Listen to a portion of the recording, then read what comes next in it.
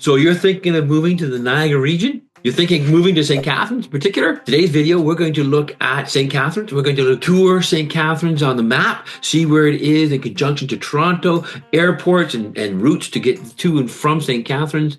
We're also going to look at some points of interest that makes St. Catharines a great place to live. We're also going to look at some pros and cons of living in St. Catharines. I want to make sure that all the information that we share here on this channel is informative and educational, so help you make the very best decision that you can make, whether you're thinking of moving to Niagara or not. If this is the first time that you've been to our channel, thank you so much for joining us. We hope you enjoy it. Don't forget to like and subscribe, and also turn on your notifications so that you can be the very first people to hear of anything happening in the Niagara region.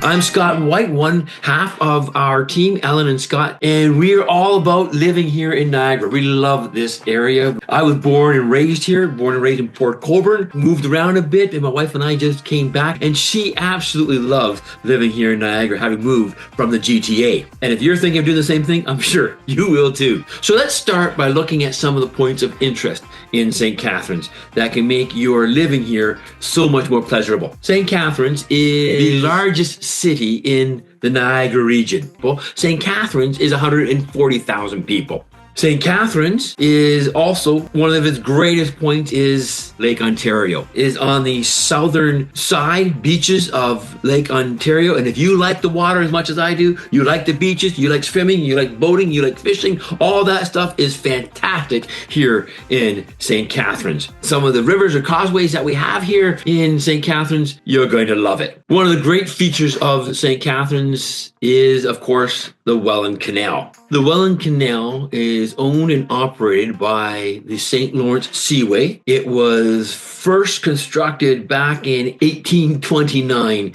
and it followed the river, giving a way to get from Lake Ontario to Lake Erie into the rest of the lakes, and apparently you can go all the way over to other ocean, Atlantic Ocean, through this causeway. It has had 4 different canals. Today we have their 4th canal. We only have 8 locks compared to 40 locks when it was first constructed. This 4th and final canal was started to be rebuilt in 1913 and was finished in 1932. So it is kind of old.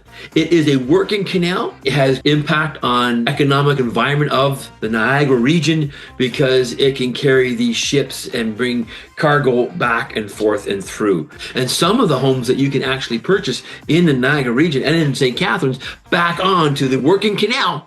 So you can actually watch these ships from the leisure of your back porch, if that is something you're into. There's not very many of those kind of houses, so they don't come up very often, but they are there and they can be available for us at some time or other. That's the Welland Canal. We can talk more about that in future videos because I love it and I think it's a great aspect of the Niagara region and even here more specifically St. Catharines. One of the other aspects of the canal is the passageways, the walkways that they have almost all along the canal, the working canal, and sometimes in other areas, the recreational canals, we call them.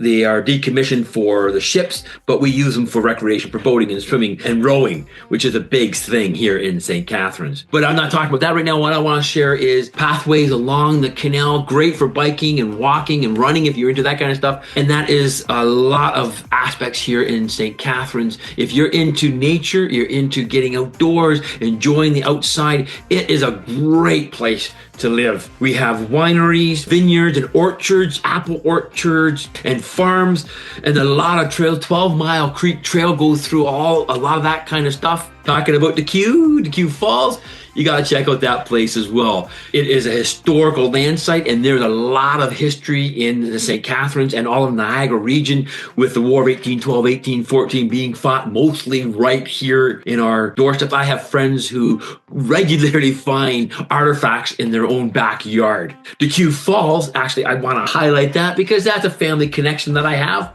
Captain John DeQ has his homestead is still there. You can visit the ruins and the historical plaque. That is a place that Laura Secord traversed up the Niagara escarpment from her place down on the bottom in Niagara on the Lake up to share the plans that the Americans had, and she shared that with Captain John DeQ, which was my great-great-grandfather. So that family connection is something that I like to highlight. You're also going to want to go over to the Q Waterfalls and the Q Mill to see the old mill that's still actually functioning.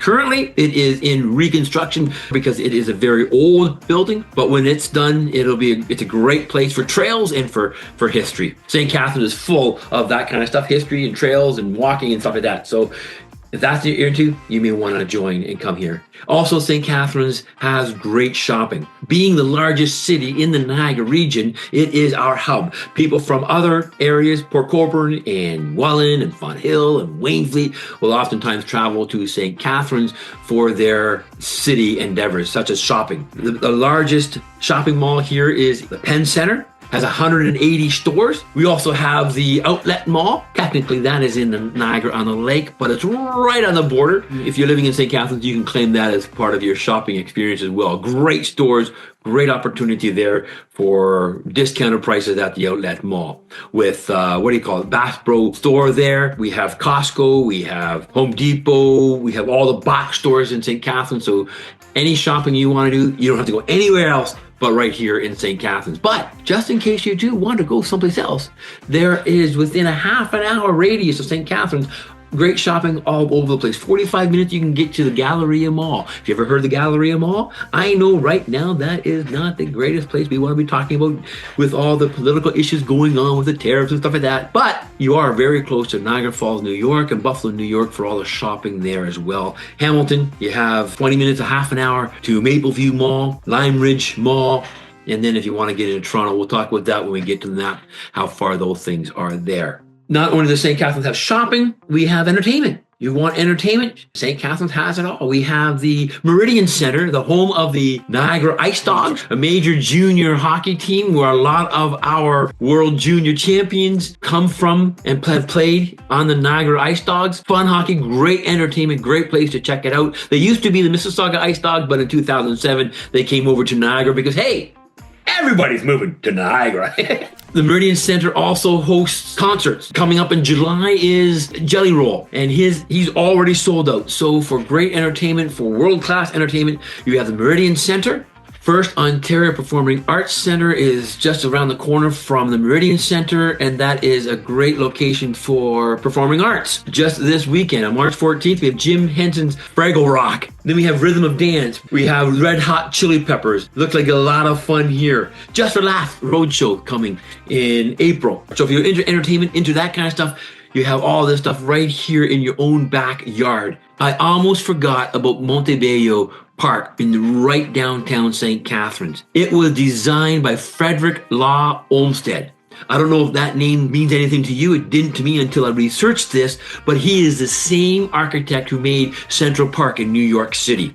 He designed this park, Montebello Park, in St. Catharines, and it hosts all kinds of events and activities. Wine festival is held at this park where you can come and stomp your own grapes if you want to. And there are a lot more other points of interest here in St. Catharines. I cannot go over all of them in one video, so you have to come back and check out some other ones later on. Let me share you my screen, and we're going to look at the map and see where St. Catharines is in conjunction to the rest of Ontario and some other sites and aspects of traveling in and out of St. Catharines. So here you can see St. Catharines is a little bit highlighted here at the south side of Lake Ontario. You can see its proximity to Toronto, Mississauga, Hamilton, Buffalo, Niagara Falls, New York, and Niagara Falls, Ontario. So one of the cons of living in St. Catharines is the limited industry and opportunities for work. So a lot of people are commuting from Toronto, Hamilton, into St. Catharines. But that doesn't seem to be a big issue for a lot of people. We are getting calls every single day of people who are looking at moving to the Niagara region and specifically to St. Catharines. They're looking at downsizing their mortgages, if anything else. A lot of them are looking at retiring in a couple of years or now, and they want to downsize completely in preparation for retiring and the peacefulness that they can find here in the Niagara region. We got a lot of people who are working still in the Toronto area, and they are coming down here because they want to reduce their costs of living, specifically in their mortgage. In February of 2025, the average house in the GTA sold for $1,045,000. The average house in St. Catharines, get this, if you've already seen some of my other videos, you know what I'm going to say, but the average price here in St. Catharines in February 2025, the median price, I should say, was only $535,000. It makes housing a lot more affordable here. Great benefit, a great pro of living in St. Catharines is its affordability and its housing affordability in comparison to the rest of Ontario, specifically Southern Ontario. But one of its cons is if you can't find work here, you're going to have to commute. And that's why I want to bring you to this map and show you how we can get around from St. Catharines. So if you're living in St. Catharines, right here, you can see this highlighted. Jump on the easy access to jump on the 4 and follow the QEW over to the Burlington Skyway, up to the 403 QEW, and then here you can make a choice where, depending on where you're going, you can take the QEW straight into downtown Toronto if that's where you're headed, or you can go up the 403 and up to the 401 and travel that way. Now, some of the concerns you're going to have coming on either one of these routes is, of course, traffic. So I'm going to highlight in red, infamous red, of the areas that can be congested. Oftentimes you'll find congestion right here in Hamilton over the Burlington Skyway, where the QEW and the 403 connect, can oftentimes be congested. And depending on what time of day it is, of course, rush hour, etc., this whole stretch can be red.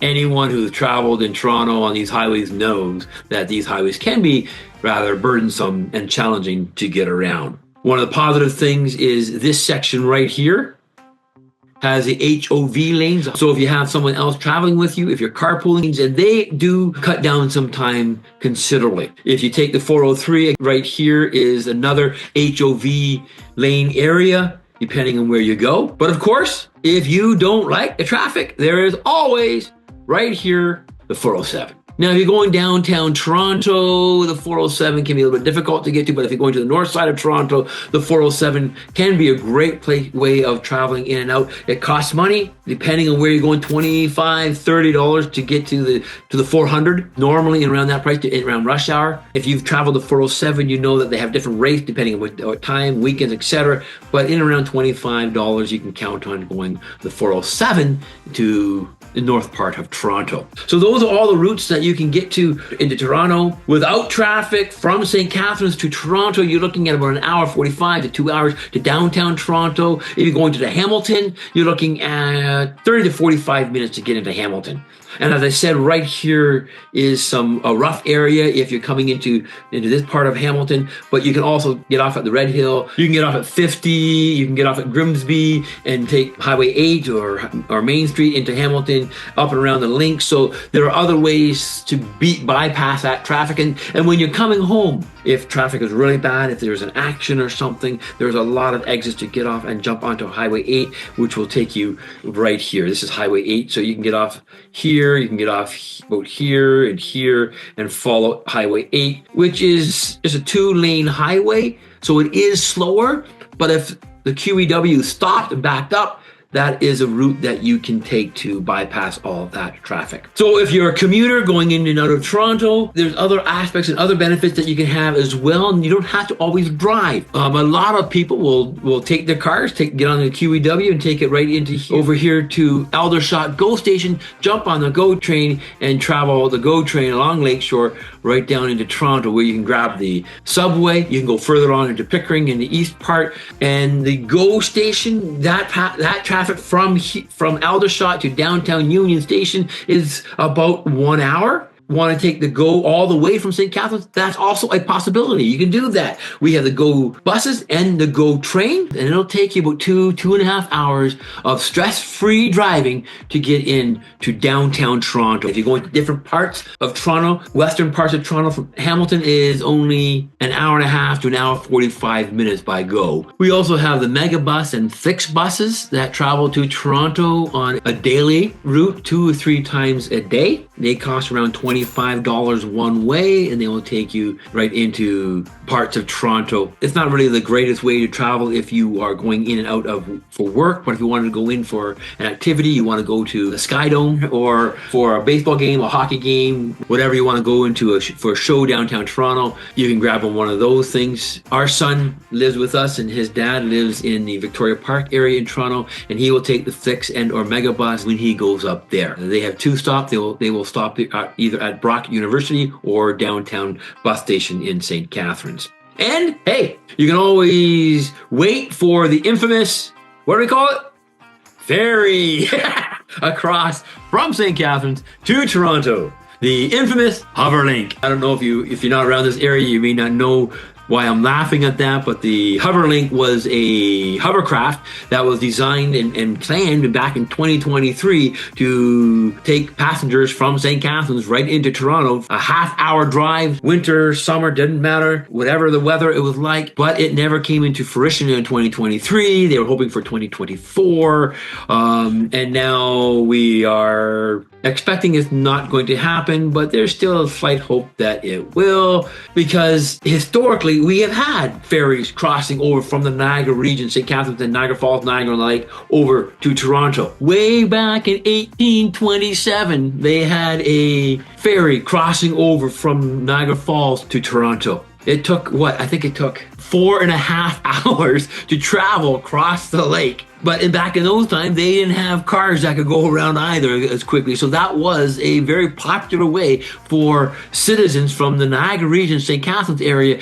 to travel over and get into Toronto to do some of the things that they would want to do there, visiting family, visiting friends, and taking on the city life of Toronto. As cars became more popular and the highways began to get built, that kind of went on the wayside. In 1907, a new ferry opened up, the SS Cayuga. That took a lot quicker, about an hour time, and that ferry lasted until I think it was decommissioned completely in 1961, 1963, but it stopped its main travel in 1959. For some of you in the Niagara region, it was before my time, actually do recall and remember the SS Cayuga traveling over to Toronto as a ferry from Niagara Falls, St. Catharines area. So it's not out of the question. We're always hopeful and that it will happen. I do believe the old tunnel idea is just a fathom dream that will never take place. The real ways of getting from St. Catharines to Toronto is via a car or bus, I should say. One of the other pros of living here in St. Catharines is its close proximity to different international airports. If you want to travel, St. Catharines is a great place to travel from. Obviously, we have first opinion is in and around this area here is the Toronto International Airport, going almost anywhere in the world you want to go to. That'll take you about an hour and a half, maybe two and a half hours, depending on traffic, to get from St. Catharines to there along the same route as I showed you earlier, QEW, the 403, and up to the airport. But that's not the only airport that you have to choose from. We also have in and around here, if I highlight, I could go right about here, Monroe International Airport, which is in Hamilton. About 45 minutes to get to that international airport, and it goes to many different locations around the globe. If you don't want to travel 45 minutes, don't worry. We have other options for you. Living here in St. Catharines, you can pop over here, get on to Buffalo International Airport. That's about 30 minutes depending upon traffic and border crossing. A world-class international airport can go almost anywhere in the world, but a lot of people from this area who are going south jump on Buffalo because it's so close for us to travel. And you don't have to worry about customs at the airport. You get customs before you get on the airport, which can also save you time when you're trying to board a plane. We don't only have 3 airports in the area. We have one even closer than Buffalo. In and around here is the Niagara Falls International Airport. A lot of people flying to Florida and other southern destinations will fly out of Niagara Falls because from St. Catharines is only about 30 minutes or less, depending on traffic. So you have 4 different airports to choose from when you're flying internationally from St. Catharines, Toronto being the furthest but the biggest. Then we have Hamilton, Buffalo, and Niagara Falls. So either way, you can choose whichever one you want to go to. talking about stateside, we are very, very close to the United States, which historically has been a positive thing. I know right now it's not the most positive thing, but we hope and pray that it will change eventually. The arts opportunities in Buffalo, it is a major American city. So they have O'Shea's, Broadway productions going through in Buffalo. So if you're into the arts, you're into sports, you're into history, into whatever, there's all that kind of stuff. We have not too far is Kissing Bridge, which is a popular ski location for winter. There's also places, Milton, you can go doing some skiing as well from St. Catharines. So all those things are in close proximity from life here in St. Catharines. So we'll get out of the map here, and the last thing we want to talk about is the healthcare system here in the Niagara region. If healthcare is an issue for you, then St. Catharines is probably the best place for you to be looking at moving to Niagara region. Thorold would be okay as well, close to the hospital. But this hospital, the Murata Family Hospital, is a brand new hospital completed in 2013. It is really well known for its cancer wing and services, mental health, and other things as well. My own mother was in this hospital back in 2020 when she was diagnosed with leukemia, and they took fantastic care of her. From personal experience, hospital with great service and great personnel, and will take good care of you. So that's St. Catharines, that's its hospital.